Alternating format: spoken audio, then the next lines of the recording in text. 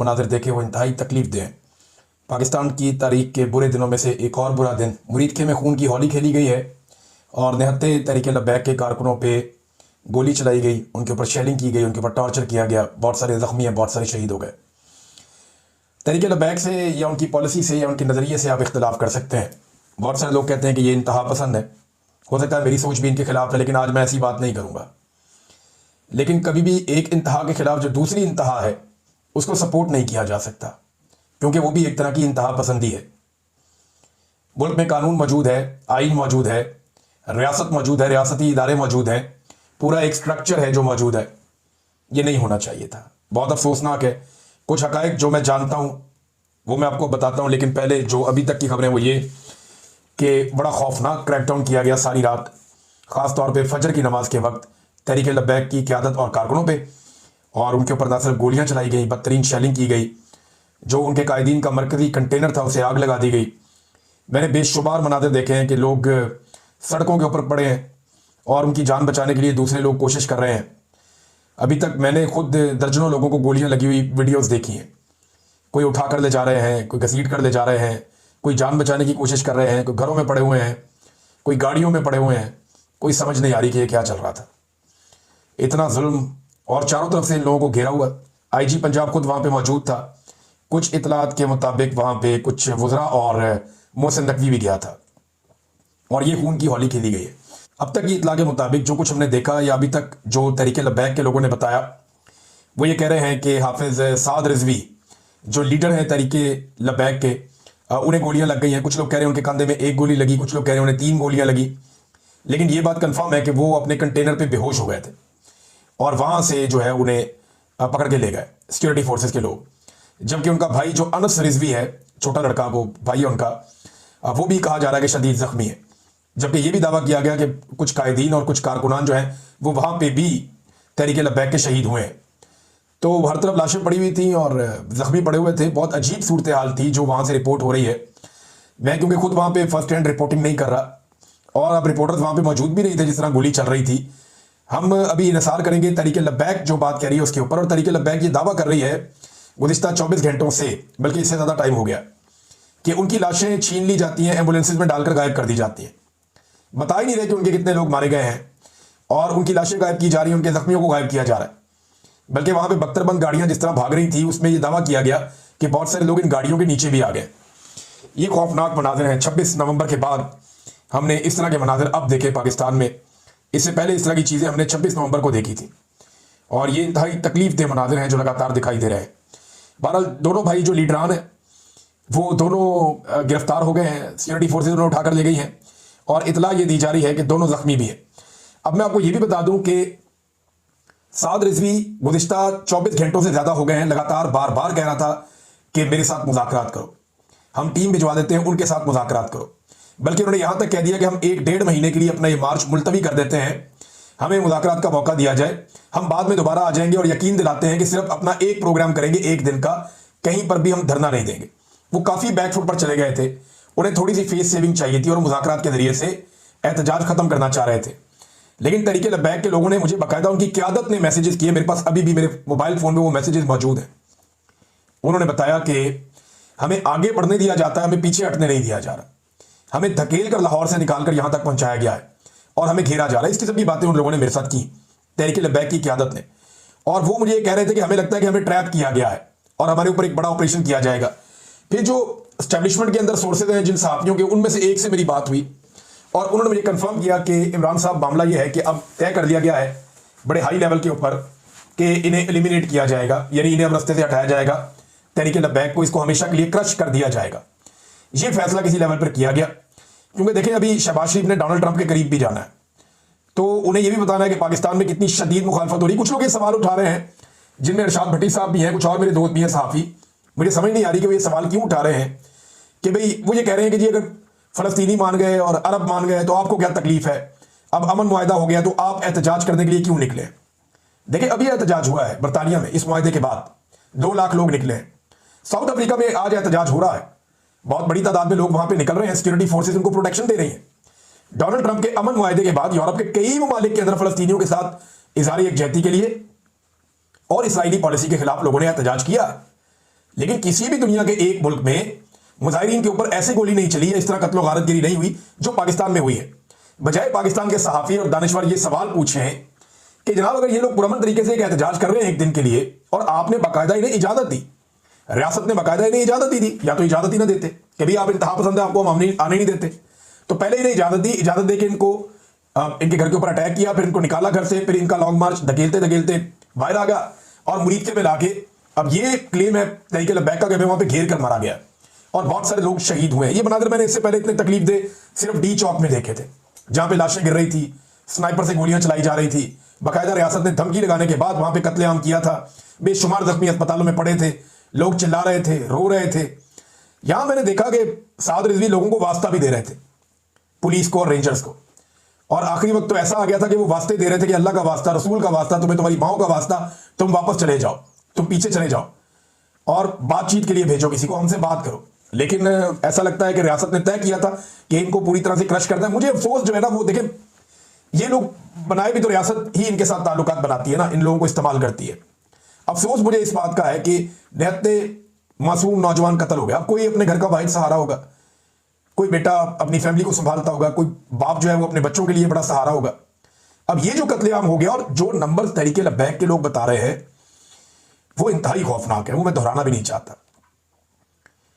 यानी वो तो जो नंबर बता रहे हैं वो सैकड़ों के अंदर बता रहे हैं कि इतने कारकुन उनके शहीद हो गए, और जो जख्मियों की तादाद बता रहे हैं वो भी बहुत बड़ी तादाद बता रहे हैं तहरीक लब्बैक के लोग। और ये उनके वो अकाउंट्स हैं जो उनके मेन अकाउंट्स हैं, उनकी लीडरशिप के अकाउंट्स हैं, वहां से इस किस्म की खबरें आ रही हैं। साद रिजवी ने गायब होने से पहले, यानी अब उनके बारे में अभी हमें मालूम नहीं है कि उनको कहां पहुंचाया गया है, या जख्मी होने से पहले, बेहोश होने से पहले जब उनको उठाकर ले गए, कंटेनर को आग लगा दी, तो उन्होंने यह भी बताया था कि घरों को भी मसमार किया जा रहा है तहरीक लब्बैक के कारकुनों या रहनुमाओं के। 9 घरों के बारे में उन्होंने कहा कि उन्हें मसमार कर दिया गया है।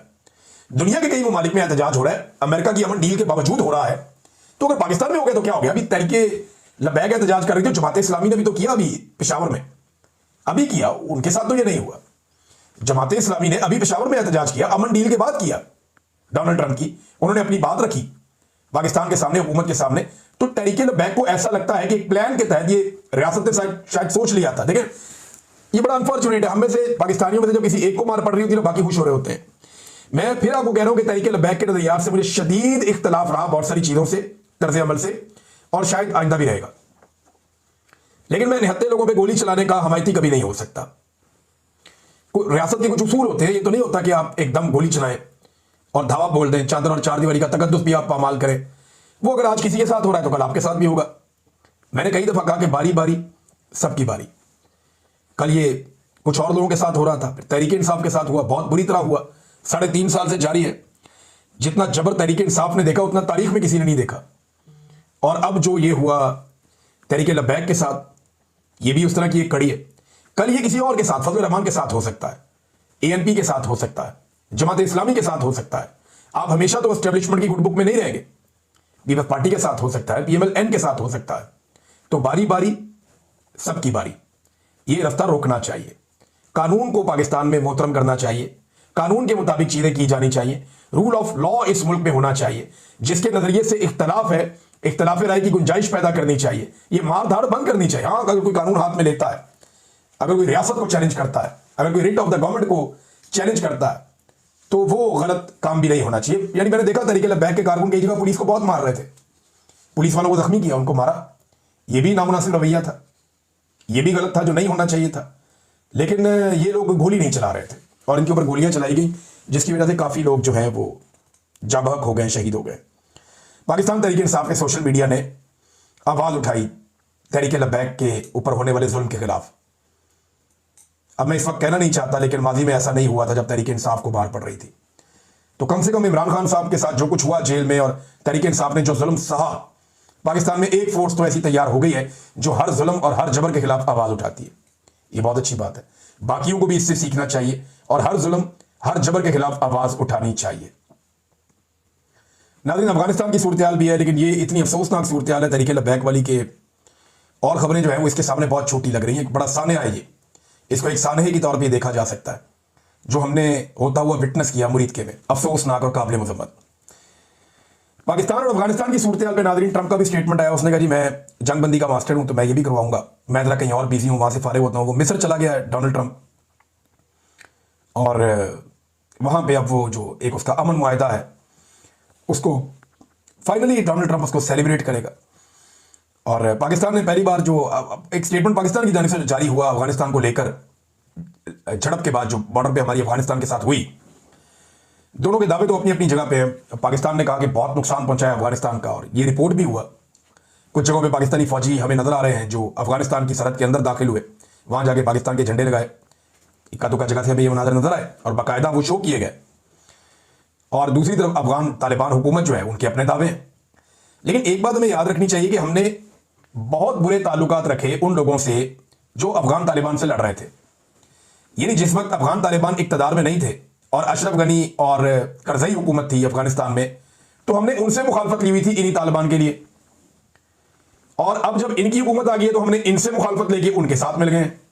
यानी हमने अफगानिस्तान में हमेशा अपोजिशन में रहना है। मैं ये नहीं कह रहा कि पाकिस्तान को क्या होना चाहिए, पाकिस्तान को जमहूरियत के साथ होना चाहिए, डेमोक्रेसी के साथ होना चाहिए, लोगों के मैंडेट का एहतराम होना चाहिए, पाकिस्तान हो, इंडिया हो, अफगानिस्तान हो, दुनिया का कोई मुल्क हो।